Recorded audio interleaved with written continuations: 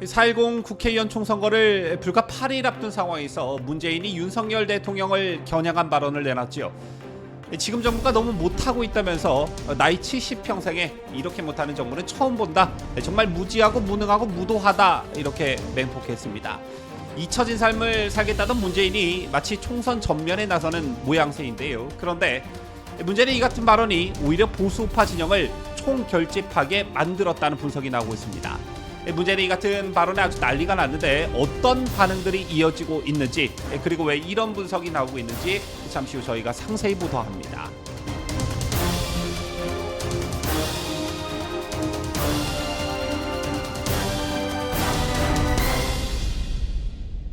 시청자 여러분 안녕하십니까? 뉴스데일리 베스트 민앵커입니다.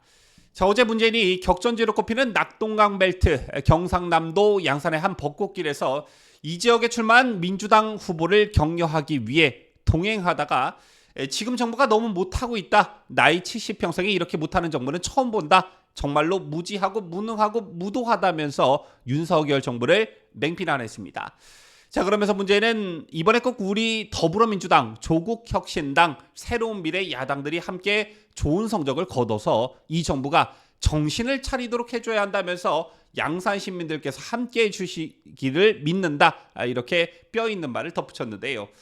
저희 같은 문재인의 발언이 언론을 통해 알려지자 보수가 강하게 결집하고 있다는 분석이 나오고 있습니다. 보수층은 물론 중도층들까지 크게 격분하면서 총선을 불과 8일 앞둔 상황에서 변수로 작용할 가능성이 제기되고 있는데요. 자, 우선 해당 내용을 보도한 기사에는 네티즌들의 댓글이 3,000개가 넘게 달렸고 문재인을 비판하는 댓글 공감수는 7,000개가 넘어갔습니다. 3,000개가 넘는 댓글, 문재인을 비판하는 댓글에 공감하는 수가 7,000개가 넘었다는 것은 웬만한 화제성을 지닌 이슈가 아니라면 굉장히 어려운 일인데 네티즌들이 그만큼 공분했다는 의미입니다. 우선 7,000개가 넘는 공감을 얻어 가장 상위에 랭크된 댓글을 보면 촛불 집회로 운 좋게 대통령이 돼서 나라를 망쳐놓은 문제야 뭔가 나라빚 400조 늘려놓고 청년들 골병 들게 만들어 놓고 탈원전한다고 원전산업 폭망시켜놓고 부동산 폭등시켜 온 나라를 투기판으로 만들어 놓고 중국인들에게 혜택 주고 통계 조작하고 타지말 정수기 옷값 공개 못하도록 대통령 기록물을 만들어 놓고 태양광 중국인 배불려 놓고 평산마을 대저택에서 서민생활 즐기고 있는 문가 구속하지 않으면 대한민국 망한다. 문가 보호해주는 60명 줄여야 한다고 생각하시는 분들 꼭 눌러주세요 라고 했습니다.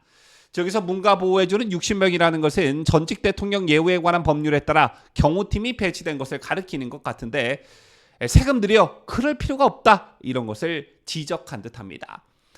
그 다음으로 순공감을 가장 많이 받은 댓글을 보면 니 때는 남녀는 갈라치고 서민은 윗계층으로 올라갈 사다리를 내다 던졌고 반일 메카시즘 광풍이 불었으며 중국과 북한에는 무릎 꿇었고 미국과 일본에는 알량한 자존심으로 고의적으로 관계를 악화시켰고 부인은 대통령 전용기 세계 일주에 다 큰 아들은 세금 지원, 다 큰 딸은 청와대 입주, 운동권 비전문가들이 요직에 앉아 나라 곳간을 쥐떼처럼 마냥 좀 먹었지.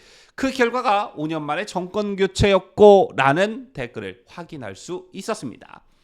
저처럼 민심의 바로미터라고 할 수 있는 인터넷 기사 댓글을 보면 문재인의 한마디가 적지 않은 파장을 일으키고 있다는 것을 단박에 알 수 있습니다. 물론 문재인 딴에는 민주당 지지층 및 좌파 진영을 결집하기 위한 의도적 발언이었겠지만 동전의 양면처럼 상대 진영인 보수우파 지지층이 결집하고 여기에 더해 지난 대선에서 문재인 정권에 실망한 상당수의 중도층까지 반문 정서를 불러일으킬 줄은 미처 예상을 하지 못했던 것 같습니다. 앞서 수많은 네티즌들의 공감을 불러일으킨 댓글 2개를 소개시켜 드렸습니다만 과연 이 같은 네티즌의 지적을 판박할 수 있는 사람이 몇 명이나 있을까 싶습니다. 떠올리기도 싫은 문재인 정권 5년 여러분들 다 기억하고 계시지요. 마차가 말을 끈다는 듣도 보도 못한 소득주도 성장과 기업을 공공의적으로 모는 정책들 때문에 기업이 일할 의욕 자체가 꺾여버렸고 지들 딴에는 평등 정책이라는데 저소득층 사정은 오히려 충격적으로 나빠졌습니다. 또한 민노총은 경제를 말아먹고야 그럴 태세인데도 문정권은 그 민노총의 비호 세력 또는 뒷배 역할을 하기 바빴지요. 그런가 하면 주 52시간, 최저임금의 급격한 상승으로 자원이 전무하고 원천 기술이 부족한 나라에서 열심히 일하는 것을 죄악시했습니다. 그리고 우리가 정말 세계에서 가장 잘할 수 있는 원전, 문재인이 어떻게 만들었습니까? 자원 없는 나라가 오랜 시간 노력 끝에 만든 세계 최고의 원전 기술을 버린 결과 싸고 질 좋은 전기라는 기업 경쟁력을 허물고 인재를 축출하고 한전과 두산중공업이라는 멀쩡한 기간 산업체를 부실 덩어리로 만들었습니다. 또 외교는 어땠습니까? 사방을 둘러봐도 우방국이라는 것은 찾아볼 수 없는 형국이었습니다. 김정은은 비핵화는커녕 하루가 다르게 진보한 미사일을 쏘아 올렸고 일본과는 단교 상태에 이르렀죠. 또한 오랜 시간 피로 맺은 혈맹인 미국과도 혈맹, 동맹이라는 말이 무색할 정도로 어정쩡한 관계가 되어버렸고요. 특히나 중국의 산불로 군사주권까지 내줬는데도 중국이 우리나라를 대하는 태도는 그 거만함은 그야말로 하늘을 찌를 기세였습니다. 지금까지 제가 한 말 중에 한마디라도 틀린 말이 있습니까? 이런 비판을 하면 저쪽 진영에서는 그래도 우리 문재인 대통령은 임기 막판까지 지지율 40% 전후를 기록하면서 국민들에게 많은 사랑을 받은 인기 있는 대통령이었다라고 항변을 합니다. 그런데 그 이면엔 어떤 것들이 있었는지요? 자, 바로 그 유명한 문재인식 그리고 탁현민식 보여주기식 쇼가 있었죠. 여기에 MBC 등의 좌파 언론이 소위 문비어 청가로 많은 국민들이 선동당한 결과가 지지율 40%대였습니다.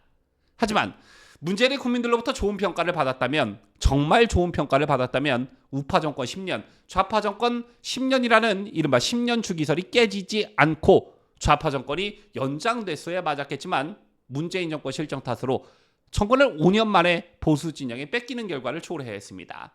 그럼에도 불구하고 입 닫고 가만히 반성하고 성찰하고 있어도 모자랄 판국에 선거 때 고개를 빳빳이 들면서 현 정부를 비판한 문재인, 보수층은 물론 중도층에서도 이게 좋게 보일 리가 있겠습니까?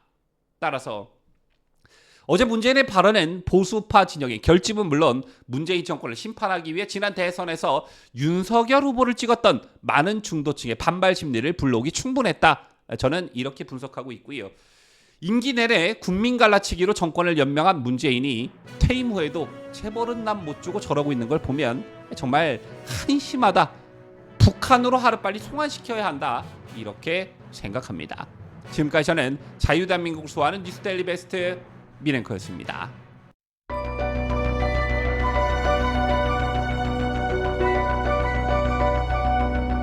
피해자 할머니들의 명예와 존엄이 회복되고 또 마음의 상처를 치유하기 위해서는 나라와 국민을 각종 위협으로부터 안전하게 지켜 국가를 위해 헌신해온 공무원들의 희생을 요구해야 한다는 점에서 솔직히 어느 정부도 개혁이 두렵고 피하고 싶을 것입니다.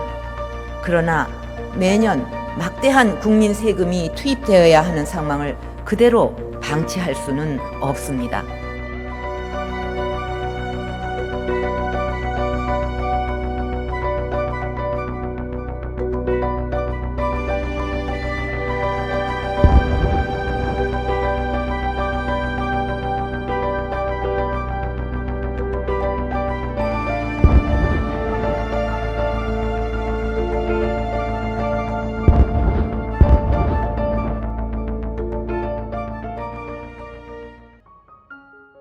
시청자 여러분 안녕하세요. 뉴스데일리 베스트 운영자이자 뉴스를 전달하는 앵커 민들레입니다.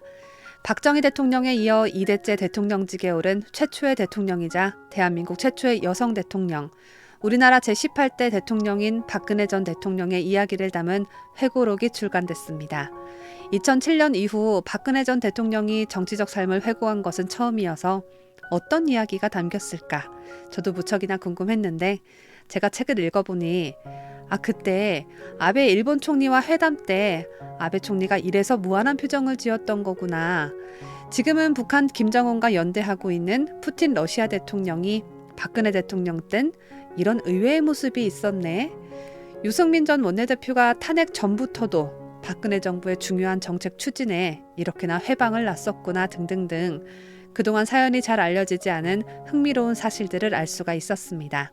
이 밖에도 세월호 7시간에 대해 시간순으로 자세히 기록되어 있고 재판과 수감 생활 등 그간 궁금했던 사건들의 뒷이야기, 또 책 속의 부록으로 언론에 공개되지 않았던 박 전 대통령의 개인 소장용 사진이 수록되어 있어서 박 전 대통령이 들려주는 이야기를 듣는 재미와 사진 구경하는 재미까지 한데 더해진 회고록이라고 할 수 있겠습니다. 지난 10년 동안의 방대한 이야기가 담겨 있기 때문에 책은 2권으로 나뉘어져 있는데요.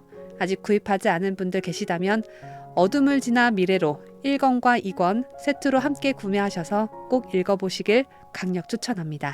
저의 회고록이 우리가 더 나은 미래로 가는 작은 디딤돌이 되었으면 합니다. 국민 여러분과 함께 할 수 있어서 행복했습니다. 감사합니다.